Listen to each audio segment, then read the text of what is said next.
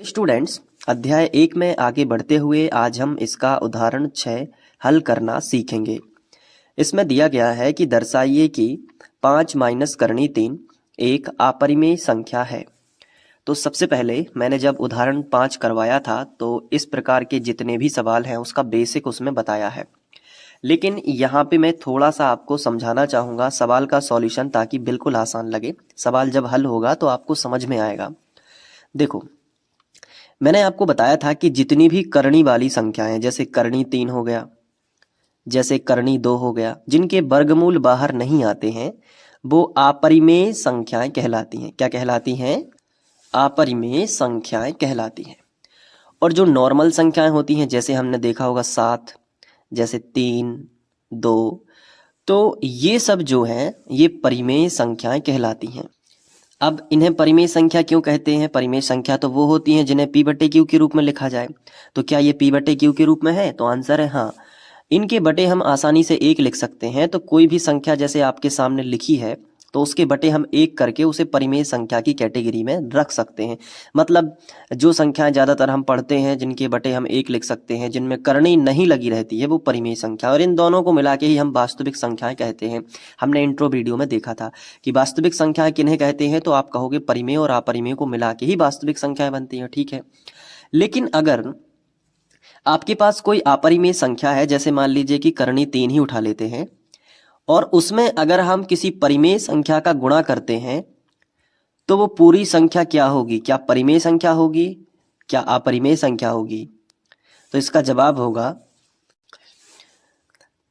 अपरिमेय संख्या। ये चीज ध्यान रखना है, ये ऑब्जेक्ट में भी पूछा जाता है कई बार कि अगर किसी अपरिमेय संख्या में किसी परिमेय संख्या का गुणा करने से वो पूरी संख्या क्या बनती है, तो अपरिमेय में गुणा कर रहे हैं ना, तो वो अपरिमेय संख्या कहलाएगी। अब यहाँ पे कई बच्चों के दिमाग में सवाल आता है कि गुणा बस करने से क्या बनेगी, क्या जोड़ने घटाने से? जैसे मान लो किसी परिमेय संख्या, जैसे एक परिमेय संख्या है 5, 5 एक परिमेय संख्या है क्योंकि इसके बटे हम 1 लिख सकते हैं। लेकिन 5 में यदि हम माइनस कर दें किसी अपरिमेय संख्या को, जैसे कि करनी 3, तो वो भी क्या बन जाएगी? तो वो बन जाएगी एक अपरिमेय संख्या। मतलब किसी परिमेय संख्या का किसी अपरिमेय संख्या में गुणा करने से भी वो अपरिमेय होती है, और चाहे वो संख्या घट जाए, यानी जोड़ना घटाना करने से भी ओवरऑल जो संख्या बनती है वो अपरिमेय संख्या होती है। इसलिए इस सवाल में आप देख रहे होंगे कि 5 के ऊपर तो करनी नहीं लगी है, सिर्फ 3 के ऊपर लगी है, तो केवल 3 ही अपरिमेय संख्या होनी चाहिए, लेकिन 5 में से वो अपरिमेय संख्या घटी है, तो पूरी संख्या एक अपरिमेय संख्या है। इस बात को ध्यान रखना। तो मैंने आपको ये बताया है कि अपरिमेय संख्या कैसे बन जाती है।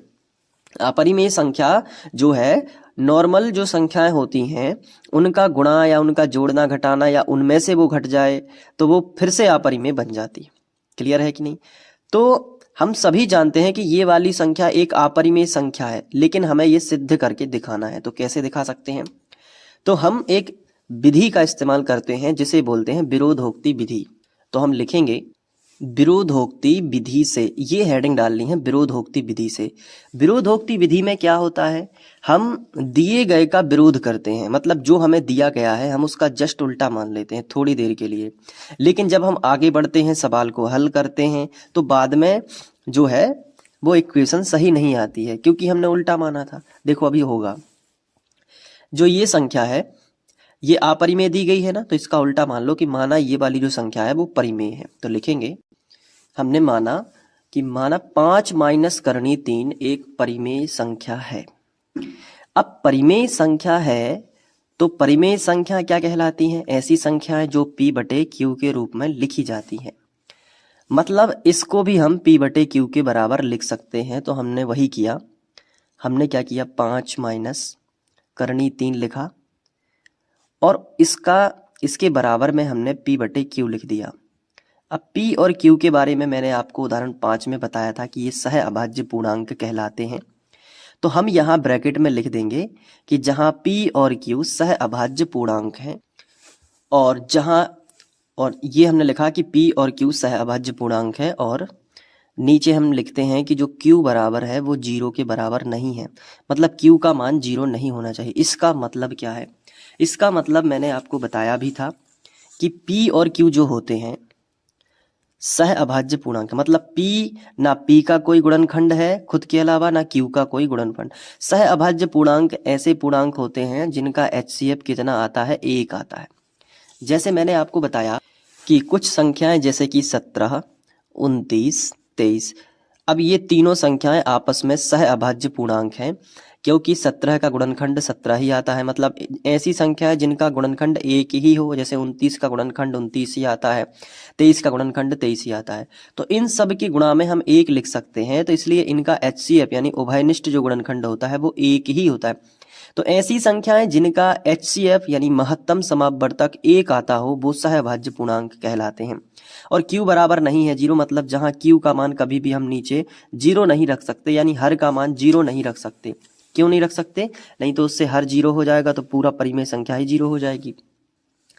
अब आपको क्या करना है, यहाँ पे इसमें जो माइनस का करणी 3 है वो उसका हम पक्षांतर करेंगे इस तरफ ताकि वो प्लस का हो जाए, और ये जो P/Q है इसको हम ले जाएंगे इस तरफ। कहने का मतलब है कि जो करणी वाली संख्या है उसको हम एक तरफ करना चाह रहे हैं, उसका पक्षांतर करके हम उसे सेपरेट लिखना चाह रहे हैं, उसको बिल्कुल अलग लिखना चाह रहे हैं। क्यों? क्योंकि पूरी दुनिया जानती है कि करणी 3 एक अपरिमेय संख्या है, तो इसकी हम हेल्प लेंगे। हमें केवल ये सिद्ध करना है कि ये अपरिमेय संख्या है कि नहीं। लेकिन अगर हम करणी 3 अकेले की बात करें तो वो तो हमें पता ही है कि वो एक अपरिमेय संख्या है, क्योंकि करणी में जितनी भी संख्याएं होती हैं वो अपरिमेय संख्याएं। तो हम करणी 3 की हेल्प से ये पूरा सॉल्व करेंगे। तो हम क्या करेंगे, इस माइनस का करणी 3 का पक्षांतर इस तरफ कर लेते हैं। तो पहले जो 5 लिखा है उसको हमने ज्यों का त्यों लिखा, और जो P/Q है यहाँ पे कोई भी चिन्ह नहीं है तो ये धन का है, और धन का P/Q उस तरफ चला जाएगा तो माइनस का हो जाएगा P/Q। फिर ये बराबर लगा है तो बराबर का चिन्ह लगा दिया, और ये जो माइनस का करणी 3 है इसका पक्षांतर इस तरफ करेंगे तो ये प्लस का करणी 3 हो जाएगा। हमने क्या किया है इस स्टेप में, कई बच्चे पूछते हैं कि ये हमें कैसे पता लगेगा। तो इस देखो, हर स्टेप का एक रीजन होता है, एक कारण होता है कि हमने उसको क्यों इस तरफ लेके आए। देखो, अगर हम करणी 3 को अलग से एक पक्ष में बराबर के एक तरफ हम अलग से लिख लेंगे तो हम इसके बारे में ये बोल सकते हैं कि ये तो हम जानते हैं कि ये तो अपरिमेय संख्या है, तो ये अपरिमेय संख्या हो जाएगी। और लेकिन ये तो जो है ये एक परिमेय संख्या ही बनेगी, क्योंकि हमें पता है कि 5 एक परिमेय संख्या है और P/Q भी एक परिमेय संख्या है। 5 एक परिमेय संख्या कैसे है? क्योंकि इसके बटे हम 1 लिख सकते हैं। तो भाई साहब, ये 5 एक परिमेय संख्या है और P/Q भी एक परिमेय संख्या है, तो इनका घटाना भी एक परिमेय संख्या होगा कि नहीं होगा? आप खुद बताओ। बिल्कुल होगा। तो ये हम पहले से जानते हैं कि ये परिमेय संख्या है, और ये हम पहले से जानते हैं कि ये क्या है, एक अपरिमेय संख्या है। ये तो हम पहले से जानते हैं, हमें इसका नहीं पता, ये हम प्रूव करके बताएंगे।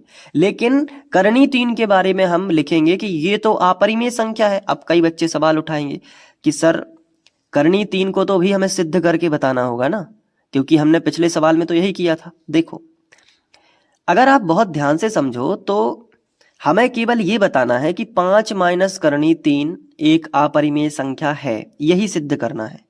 लेकिन 5 माइनस करणी 3 का एक छोटा सा हिस्सा करणी 3, ये आपको ऑलरेडी पता है और ये आप सिद्ध कर चुके हो।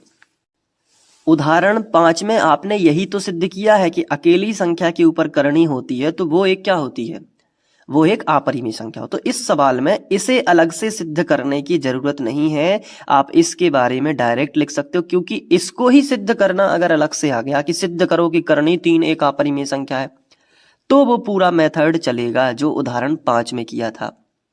लेकिन अगर एक संख्या दी गई है 5 माइनस करणी 3 और केवल इसी को ही सिद्ध करना है कि ये अपरिमेय संख्या है, तो इसका जो छोटा सा हिस्सा करणी वाला है उसको तुम प्रॉपर समझते हो, तुम जानते हो कि ये अपरिमेय संख्या, तो उसकी हेल्प लो। तो इसलिए हम लिखेंगे यहाँ पे इतना। जब आप लिख दोगे तो इसके बाद आपको एक बात अच्छे से पता है कि 5 माइनस P/Q एक परिमेय संख्या है। क्यों है ये परिमेय संख्या, बताओ? 5 माइनस P/Q एक परिमेय संख्या है, क्या आप बता सकते हैं कि क्यों है? इसका सीधा सा जवाब है कि देखो, सबसे पहली बात तो ये है कि जो 5 है, बहुत ध्यान से समझ लो, 5 जो है ये एक परिमेय संख्या है और p/q भी एक परिमेय संख्या है। तो परिमेय संख्या में से परिमेय संख्या को घटाओगे तो उत्तर एक परिमेय संख्या ही आएगा, मतलब ये एक परिमेय संख्या ही है। तो 5 माइनस p/q एक परिमेय संख्या है, क्योंकि p और q क्या है, सहभाज्य पूर्णांक है। लेकिन परिमेय संख्या के बराबर ये करणीय 3 तो हमें पता ही है कि ये अपरिमेय संख्या है। तो नीचे लिखेंगे कि परंतु हम जानते हैं कि जो करणीय 3 है, इसको अलग से सिद्ध मत करिएगा कि अब इसको भी सिद्ध करने में लग जाओ कि चलो करणीय 3 एक परिमेय संख्या है, अपरिमेय संख्या है तो इसको हम सिद्ध करें। नहीं, वो आप डायरेक्ट लिखेंगे यहाँ पे कि परंतु हम जानते हैं कि करणीय 3 एक अपरिमेय संख्या है। तो वो हमने लिख दिया कि करणीय 3 एक अपरिमेय संख्या है। तो ये बात तो बिल्कुल भी हजम नहीं होगी कि एक परिमेय संख्या के बराबर एक अपरिमेय संख्या लिखी हुई है। इसका मतलब ये समीकरण बिल्कुल गलत है। तो पहले हम लिखेंगे कि करणीय 3 एक अपरिमेय संख्या है, हम जानते हैं, और ये एक परिमेय हम बता रहे हैं। ये पूरा जो यहाँ पे लिखा हुआ है 5 माइनस p/q, ये पूरा क्या है, एक परिमेय संख्या है, और ये पूरा क्या है, एक अपरिमेय संख्या है। तो आपस में ये बराबर नहीं हो सकते, लेकिन लिखा तो है बराबर। क्यों आ गया ये ऐसा? क्योंकि हमने माना ही उल्टा है। हमने विरोधोक्ति विधि से जो अपरिमेय है उसको परिमेय जबरदस्ती मान लिया था, तो ऐसी इक्वेशन तो आनी ही थी। इसका मतलब ये है कि जो हमने माना है वो उल्टा होगा, तभी तो ये यहाँ पे उल्टा आ रहा है। इसलिए हम यहाँ पे लिखेंगे अतः हमारी कल्पना गलत है। तो हमने लिखा कि अतः हमारी कल्पना गलत है। कौन सी कल्पना? ये वाली कल्पना कि माना 5 माइनस करणीय 3 एक परिमेय है ना। तो ये कागज पे प्रूव हो गया कि जो हम मानते हैं ना वो बाद में उसी का हमें जो हमने माना वो यहाँ पे मैथ्स में सही बात नहीं आ रही है, अपोजिट है एक दूसरे का। तो हमने जो माना था वो गलत है और जो दिया गया था वही सही है। मतलब प्रूव हो गया ये कागज पे कि अच्छा जो दिया गया है 5 माइनस करणीय 3 वो सही था। तो अतः हमारी कल्पना गलत है, और जो सवाल में दिया गया था, क्या दिया गया था, 5 माइनस करणीय 3 एक अपरिमेय संख्या ही है, एक अपरिमेय संख्या ही है, और यही जो है सिद्ध हो जाएगा। तो ये सवाल बाकी जो करणीय 3 अकेला जो उस पिछले उदाहरण 5 में था उससे तो ये बिल्कुल सरल है। क्यों? क्योंकि अगर कोई अपरिमेय संख्या पेपर में आ रही है और उसके साथ में कोई संख्या दी गई है तो इसकी हेल्प से इसको हम पूरी संख्या को ही सिद्ध कर पाते हैं। तो ये काफ़ी सरल होते हैं सवाल। तो इसको आप नोट कर लो यहाँ पे वीडियो को पॉज कर करके नोट करते जाना है, और फिर ये ठीक है।